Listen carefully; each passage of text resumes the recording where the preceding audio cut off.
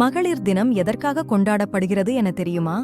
1908ஆம் ஆண்டின் நியூயார்க் நகரில் தொழிலாளர்களாக வேலை செய்யும் பெண்கள் மிகவும் கடுமையான வேலை நிலைகளில் குறைந்த சம்பளங்களை பெற்றனர். அவர்கள் தினமும் 12 முதல் 14 மணி நேரம் வேலை செய்ய வேண்டியிருந்தது. இந்த கஷ்டமான சூழல் நிலைக்கு செய்வதற்கு எதிராக த மார்ச் ஆஃப் த விமென் என்று ஒரு போராட்டத்தை அமைதியான முறையில் நடத்தினர். இந்த போராட்டத்தில் பெண்களின் வாக்குரிமை, சிறந்த வேலை நிலைகள், சமநிலை சம்பளம் மற்றும் தொழிலாளர் உரிமைகள் என பல கோரிக்கைகளை முன்வைத்தனர். இந்த போராட்டம் அமெரிக்க விழிப்புணர்வு மற்றும் பெண் உரிமைகளுக்கான போராட்டத்தில் மிகவும் முக்கியமான அங்கமாக அமைந்தது.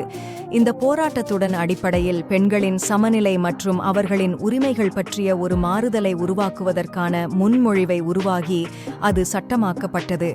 இதை 1909 முதல் தேசிய மகளிர் தினம் என குறிப்பிட்டனர்.